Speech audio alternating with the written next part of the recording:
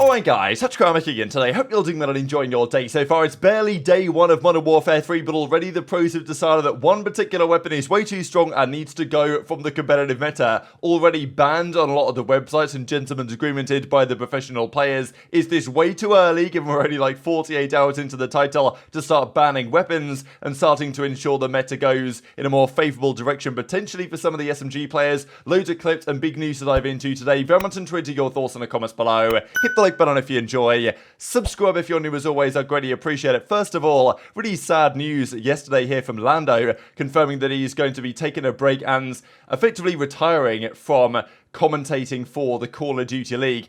An absolute veteran and legend of the scene in many ways. LandO was a big inspiration for me in the early days when he was making content, even before the UMG days. Certainly in the UMG days when he was over there, I was always thinking, alright, damn, LandO's doing this, LandO's doing that, alright, I need to up my game here and there. Just someone who absolutely loves the scene and loves the game, and it's been great to see him grow over the last several years. And I think that despite a lot of the criticism he got as a commentator, he improved massively over the last couple of seasons and had some really iconic calls. So yeah, sad to see LandO decide of his own accord to step away here. He's kind of reevaluating, I guess, in his personal life what's more important to him, and he's going to go and I think work in a local church, as he mentioned at the end of this video. But yeah, so he's calling it a day from the Call of Duty League, and that obviously raises questions for what's going to happen for the casting pair, of course, of LandO and Studdy, right? Is, you know, Studdy going to get a new commentator? Is it going to be like Shift or Infinity or Prop or one of these great guys from Challenges for the last several years that steps up? Will they think, you know what, can Studdy just step into more of like an analyst role and we'll just go for like 3 commentating pairs? Because, of course, it was always 3 commentating pairs for the online qualifiers. There's just been no Maven and Merc for the last few years because they've, you know, for money or whatever reasons, they've just been doing the majors. So maybe it could be, you know, Bryce, Ton, Miles and Chance, and just Maven and Merc come back to do the online qualifiers, and then for the LANs they go between the 3 casting pairs, possibly. But yeah, I guess we'll stay tuned on that one. But yeah, wishing the best for LandO going forwards, because just someone who has been around really as long as I've been interested in the scene. LandO's always been pretty much been here, so definitely a character that's going to be missed from the scene. Now let's dive into some Cellium stuff, because he's at it again. Now look, Cellium can't help himself. It was basically day 1 in some of these tournaments, and he gets a very nice AC round 11. I think they might have even replayed this round 11 and he's still got like all the kills. But have a look at this. So here we are in Karachi. He's going to lay down, and he thinks, hang on a second, what if I just lay down in this spot? Is this a stair glitch? I don't know if it works exactly the same way as the other game did, let's say last year, Modern Warfare 2. The likelihood is it probably does, and it's probably barely, you know, you can barely see him here, and it's probably impossible to kill him, because Cell gets 1. Now, okay, he does get a bit weak, and the 3rd kill is actually pretty disgusting, to be fair. But, yeah, so, I don't know. Cellium is at it again, already finding glitches, using glitches to his advantage, and does pick up a nice ace there in somewhat controversial fashion. Now, this is when we've got to start talking about the Holger, right? Because this weapon was used a lot on the first day or so of the game, and, well, let me just rewind here a little quick, so just so we can see how quickly Dashy kills the first and the second players. To be honest, the time to kill to the body is not so unreasonable with this weapon. I think it's the headshot multiplier and the headshot time to kill which seems pretty outrageous. So yeah, this clip that Dashy got was definitely making people think, alright, like, is this weapon actually viable? Should it be allowed? Is it reasonable? Because it's not like the MCW or what's basically the ACR is a bad weapon either. But I think the SMG players in general have felt, and we talked about this last night with Shotzzy, that this game, the way that the maps are designed, suits AR players quite a bit, which is understandable given, I guess, how these maps were designed back in the day. The SMGs are struggling to find something that's viable, and then there's like a really powerful assault rifle that people aren't so happy with. Now, just to mention some of the first ever tournament victories, I'm pretty sure the first like big tournament that was won on the first day was won by the actual entire Toronto Ultra team. Scrappy, CleanX, Insight and Envoy.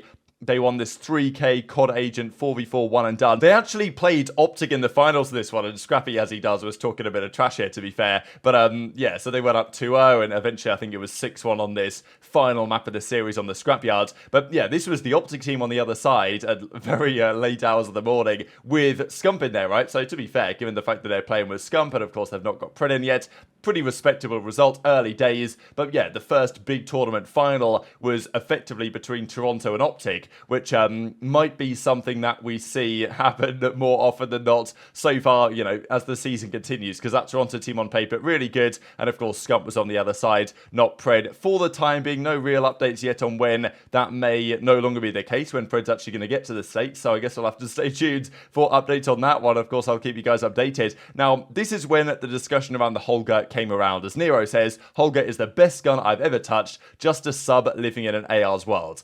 Okay, is this slightly exaggerated? Possibly, but Envoy said a similar thing. Why are my subs so bad, and why is the Holger 2-bullet headshot at all ranges? Vivid was like, get that gun out of here. Now, of course, you can quite often tell the players that are saying this are the SMGs, right? Envoy, Nero, and I think Standy as well maybe said a similar thing before he deleted his tweet, because that's what he does. To be fair, even Ghosty comes out and says, who is an AR player, alright, CMG, get the Holger banned, get the burst ARs banned as well.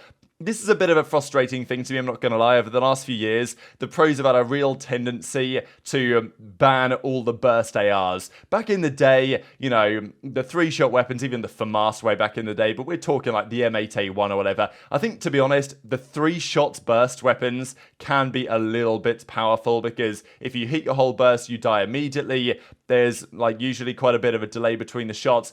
I don't know, I used to miss the days where burst ARs were meta. I especially miss the M8s when it was a 4-shot, you know, burst, and you had to hit all 4 shots to kill them, but it would actually shoot quite fast. So, you know, I used to miss those metas, to be honest, and, you know, even the IMR from Advanced Warfare was kind of a fun gun. But over the last few years, the pros have generally said, all right, we're not going to use any of the burst ARs. So a GA, if you guys are brand new, is what they call a gentleman's agreement, as if these pros are actually gentlemen, and basically agreeing together, all right, let's not use this. It might not be officially banned in the rule set, but we are going to agree as a collective not to use it for the betterment of the game and for the viewing and the playing experience. Not like they really care about the viewing experience, but there is some correlation there, right? I think there was a weapon, what was it called? The ITRA or something like that was brought in World War II, a 4-round burst weapon that apparently was so good that when they used it, it was 8 ITRAs on the map, like 4 on each team. It was that good that it ruined the meta basically. Everyone was using it.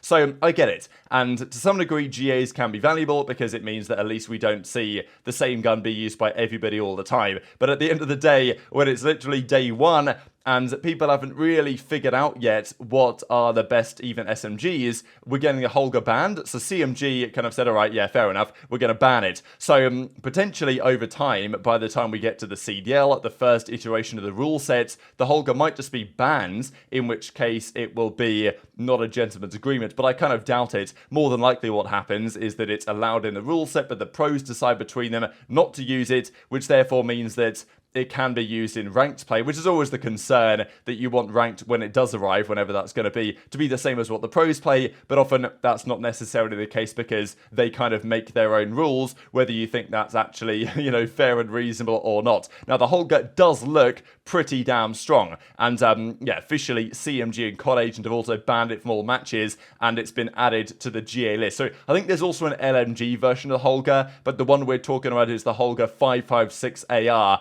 And banning a weapon on day one is honestly pretty funny. Like, we don't usually see it happen this early. And it's not like it's, I mean, it looks powerful for sure, but I don't think it's outrageously overpowered to the point where they've made a clear error with the way they've designed the gun. It's not like the revolver when they added that to CSGO and it was just like a one-shot to the body from so far away, and it was like, all right, clearly you've made a bit of a mistake here with the way this has been added, and it's way too good. But, you know, the Holger is... It seems like a normal AR, but it is very powerful, no doubt. But banning it on day one is pretty outrageous, it's got to be said. Whether as the meta evolves over time and there's potentially changes made to the balancing and stuff, this might be reverted, I guess we'll see. But for now, the pros have decided, yeah, you know what, the Holger is going to be gone, which pretty much already puts us in a 1 AR meta. The MCW, or effectively the ACR, that's what people are using now. So these are some classes here on the Breaking Point side if you guys want to, you know, pause, check them out, whatever.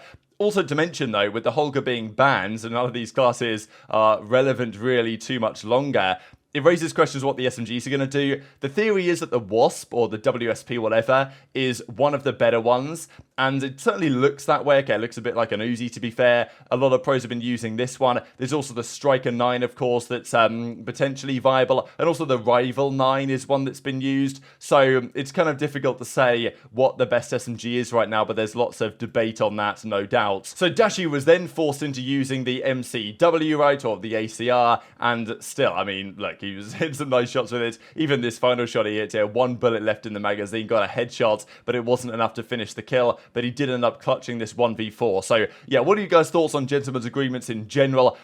I don't know if we've ever had anything that's happened quite this early, and when you've got the pros already banning a strong AR, banning all the burst ARs, and we're not even really in day one of the game, you gotta wonder what's gonna happen to snipers, to smokes, especially when pros start actually playing the game, and some teams don't like certain things, some teams want things gone. You guys know how it goes. We see it every single year, but usually this is a discussion for December, January, February, something like that. Let's say the Cold War season when the M4 was very strong, but it was only banned after stage 1. They used it for the entirety of stage 1, then it was gone, and that caused a fair bit of controversy. To ban a weapon on day 1 is, yeah, I don't really know if this has been done before. Are the pros just going next level? You gotta wonder, like, if this set of pros played Black Ops 2 back in the day, like, you know, the M8 would have been banned day 1, which is maybe not for the best of the game. So I'll share this clip here from Dashy and a couple of others.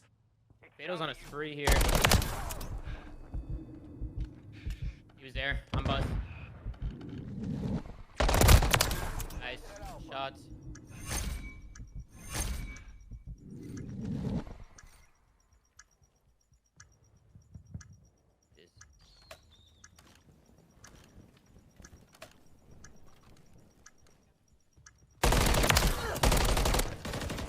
One bullet.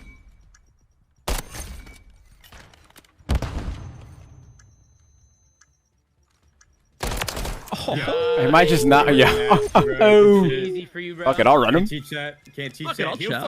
him. That's 1v4, gorgeous, where brother. are they? That is gorgeous. Wait. How is that one? Are we going to? They're going team 1.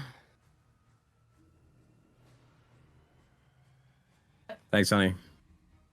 Gentlemen, I'm so doped up. My wife said that we're fucking tonight. Let's go. My God. My God. That's what you guys did. Every kill you got just got me close. Oh my God. He's Go. getting active. Get some W's in the chat. He's bro. getting active, dude. I gotta tip him, man. Getting active.